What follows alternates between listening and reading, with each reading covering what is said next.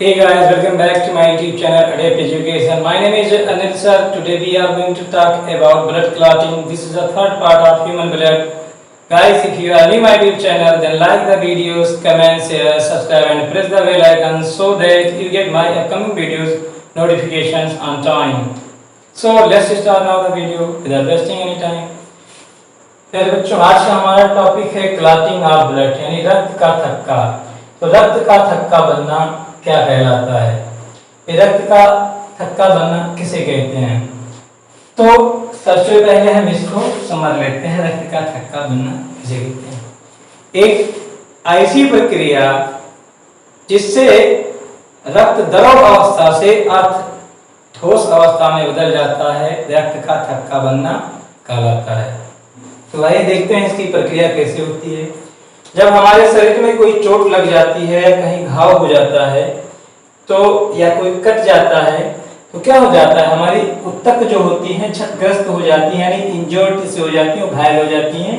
तो उनसे क्या होता है, रक्त निकलने लगता है। तो जब रक्त निकलने लगता है तो रक्त में मौजूद जो प्लेटलेट्स होता है और इसके साथ साथ प्लेटलेट निकलता है, इसके साथ साथ प्लाज्मा भी निकलता है और इसमें पाया जाने वाला जो है ग्लोबुलिन प्रोटीन होता है। तो प्लेटलेट्स, प्लाज्मा, ग्लोबुलिन जो प्रोटीन होते हैं ये तीनों आपस में मिल जाते हैं और जैसे ही बाहर आते हैं खून के रूप में, जैसे ही नसों से बाहर आते हैं तैसे वो वायु के संपर्क में आ जाते हैं। ये प्लेटलेट्स, प्लाज्मा और ग्लोबुलिन आपस में मिल जाते हैं और जैसे ही बाहर आते हैं वायु के जो है मेल में आ जाते हैं, वायु के संपर्क में आ जाते हैं। जैसे ही वायु के संपर्क में बाहर आता है थ्रोम्बोप्लास्टिन का निर्माण करता है। थ्रोम्बोप्लास्टिन एक एंजाइम होता है, एक जो है इसे एंजाइम है ये। तो थ्रोम्बोप्लास्टिन दूसरी प्रक्रिया शुरू करता है इसके साथ।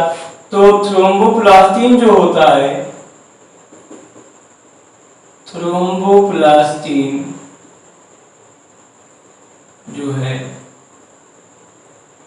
थ्रोम्बोप्लास्टिन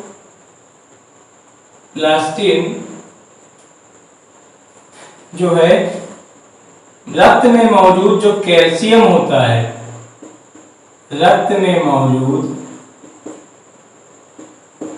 कैल्शियम से क्रिया कर लेता है, रक्त में मौजूद कैल्शियम से क्रिया करता है और रक्त में एक विटामिन जो पहले से नींद अवस्था में होता है, इनएक्टिव होता है, इसे प्रोथ्रोम्बिन कहते हैं। जैसे थ्रोम्बोप्लास्टिन कैल्शियम के साथ क्रिया करता है तो जो इनएक्टिव प्रोथ्रोम्बिन नींद अवस्था में होता है, ये इसको पता चल जाता है कि शरीर में कहीं कट गया है और जिससे रक्तस्राव होता है, तुरंत ही ये जागता है। जैसे ही जागता है इसको थ्रोम्बिन कहते हैं।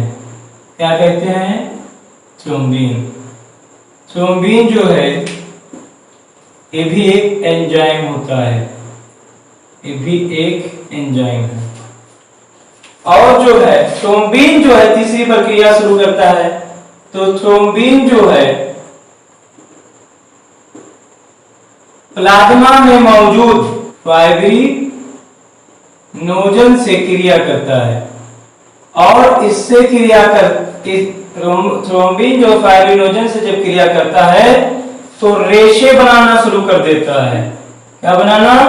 रेशे बनाना शुरू कर देता है। रेशे बनाने की प्रक्रिया को फाइब्रिन कहते हैं। और ये जो रेशा बन रहा है, फाइब्रिन जो होता है, ये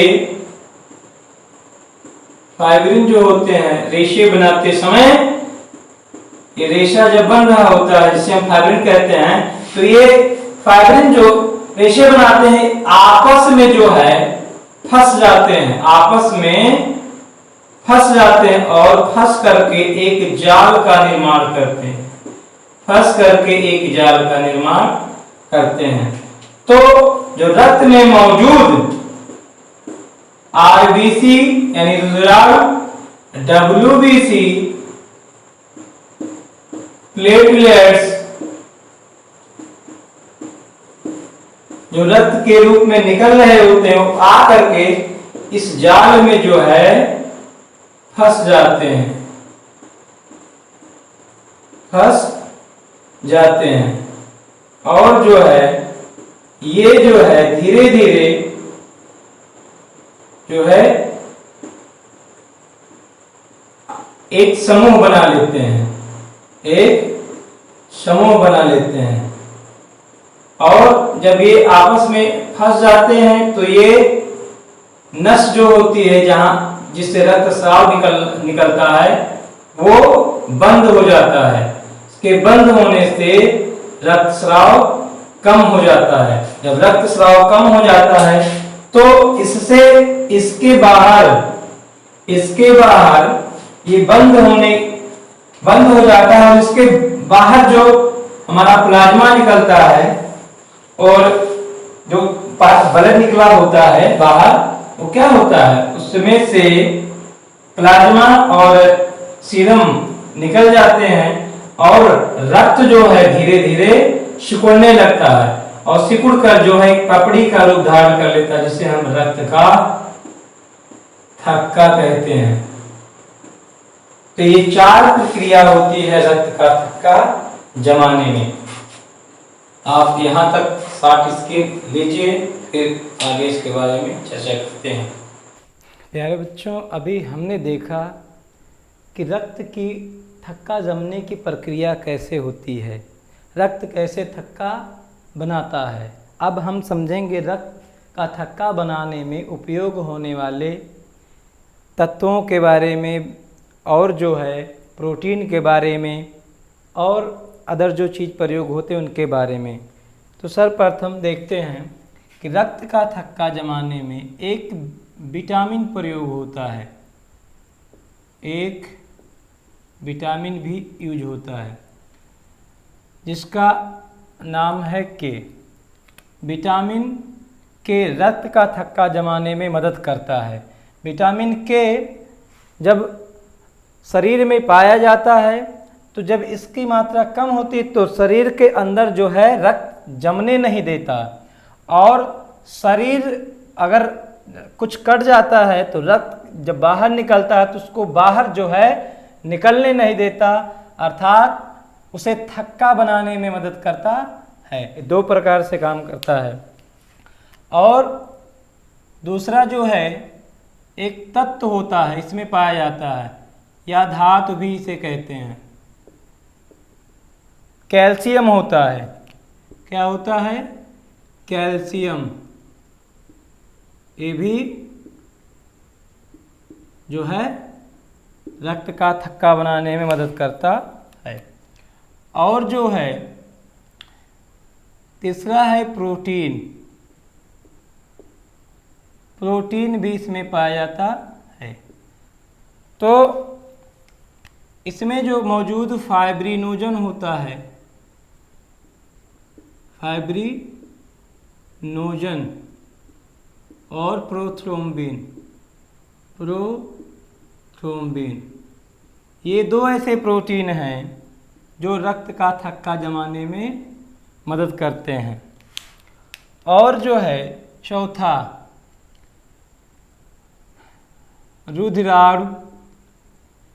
रुधिराणु या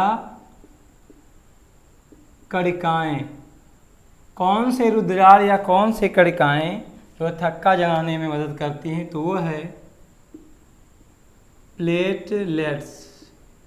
वो है प्लेटलेट्स, इसे थ्रोम्बोसाइट्स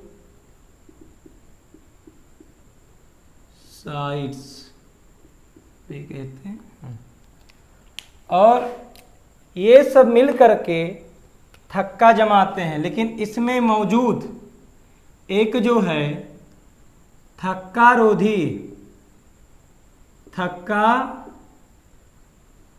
रोधी प्रोटीन होता है जो रक्त का थक्का बनाने नहीं देता है, जिसे हेपरिन कहते हैं। इसके रहते हुए, इस प्रोटीन हेपरिन के रहते हुए रक्त का ये थक्का नहीं जमा पाते। ये चारों जो है मिलकर के जो है रक्त का थक्का बनाते हैं। परंतु ये जो कहता है हम तुम्हें रक्त का थक्का नहीं बनाने देंगे। ये जो थक्का रोधी होता है, एंटी क्लॉटिंग प्रोटीन होता है, ये एक प्रोटीन है, ये एक प्रोटीन है जो इन सब को जो है रक्त में जो है थक्का बनाने नहीं देता। और ये रक्त का थक्का बाहर क्यों बनाने देता है? ये रक्त के अंदर जो है जीवित रहता है, और जैसे ही जो है ये जो है ब्लड बाहर निकलने लगती है, उसके साथ ये भी प्रोटीन बाहर आ जाता है। अंदर जो है ये थक्का नहीं जमने देता है। जैसे ही ये बाहर आ जाता है तो ये हवा के संपर्क में जैसे ही आता है ये मर जाता है। और जो रक्त है इस तरह से निकला हुआ होता है। तो जो विटामिन के होता है, ये फाइब्रिनोजन, प्लेटलेट्स, थ्रोम्बोसाइट, ये मिल करके ये थक्का का निर्माण करते हैं। जब तक ये शरीर के अंदर है ये मरता नहीं है, तो अंदर जो है क्लॉटिंग ये करने नहीं देता है। अब बाहर जैसे ही आता है, ये वायु के संपर्क में जैसे ही आता है ये मर जाता है। यही कारण है कि ये जो है चारों मिलकर के रक्त का थक्का बना देते हैं। ये तब जाके ये रक्त का थक्का बनाते हैं। यही कारण है कि रक्त का थक्का बन जाता है, नहीं तो हेपरिन के जीते जी ये जो है रक्त का थक्का नहीं बना सकते। आशा करते हैं आपको समझ में आया होगा।